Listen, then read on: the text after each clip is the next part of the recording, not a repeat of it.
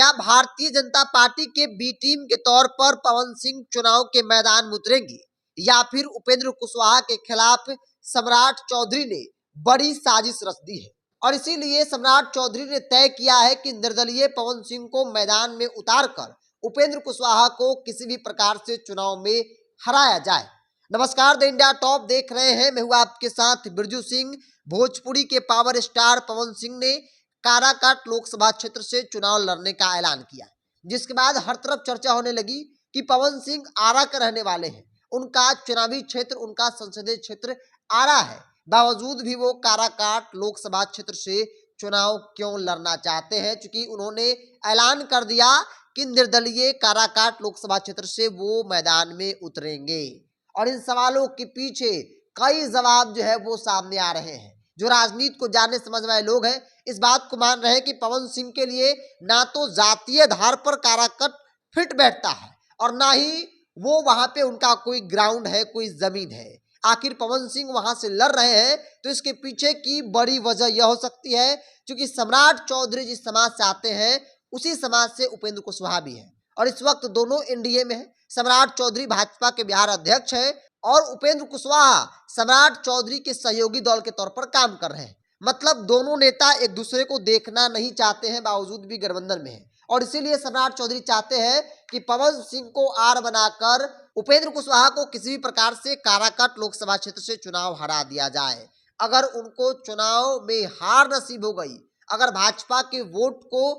पवन सिंह काट लिए तो जाहिर सी बात है कि उपेंद्र कुशवाहा चुनाव हार जाएंगे और उपेंद्र कुशवाहा चुनाव हार गए तो फिर कुशवाहा में इकलौता नेता सम्राट चौधरी एनडीए में बच जाएंगे और तब इनको तवज्जो जो है न सिर्फ भाजपा बल्कि सहयोगी दल भी ज्यादा देने लगेगी, क्योंकि सम्राट चौधरी को ऐसा लग रहा है कि उनकी कुर्सी खतरे में है। इसीलिए उन्होंने पवन सिंह को मैदान में उतार दिया है, क्योंकि पवन सिंह की पहचान एक पावर स्टार की तो है ही, साथ ही साथ वो भाजपा के नेता है। क्योंकि भाजपा ने उन्हें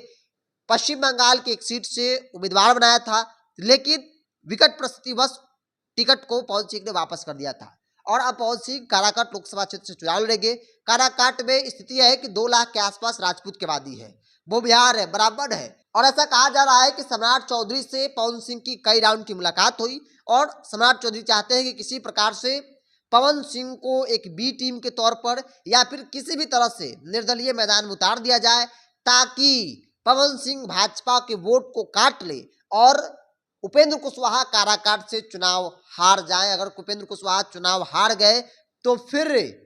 सम्राट चौधरी इकलौते एनडीए में बड़े चेहरे हो जाएंगे कुशवाहा समाज के और उन्हें और भी ज्यादा तवज्जो मिल सकता है। जितना मिल रहा है उससे कई गुना और ज्यादा मिल सकता है, क्योंकि सम्राट चौधरी और उपेंद्र कुशवाहा के बीच नहीं बनती है, सभी लोग जानते हैं और इसीलिए चाहते हैं सम्राट चौधरी कि उपेंद्र कुशवाहा का पत्ता किसी प्रकार से काट दिया जाए। उपेंद्र कुशवाहा चुनाव हार गए मतलब उनकी राजनीति यहीं पर खत्म हो जाएगी और इसी रणनीति के तहत वो चाहते हैं कि इसी प्रकार से पवन सिंह को मैदान में उतारा जाए और पवन सिंह के सहारे जो भाजपा का वोट है, अपर कास्ट का जो वोट है, वो पवन सिंह काट ले। अगर अपर कास्ट का वोट कट गया, जिनकी आबादी तकरीबन 3 लाख से अधिक की है, तो फिर उपेंद्र कुशवाहा हार जाएंगे और इंडिया गठबंधन के प्रत्याशी जीत जाएंगे। एक सीट तो जाएगी लेकिन साथ ही साथ सम्राट चौधरी का भविष्य बन जाएगा, ऐसा राजनीतिक तौर पर कहा जा रहा है। इसीलिए काराकाट ही चुना गया है, क्योंकि वहां के जातीय समीकरण हो या फिर जमीन है, राजनीतिक जमीन, वहां पर किसी प्रकार से पवन सिंह फिट नहीं बैठते हैं।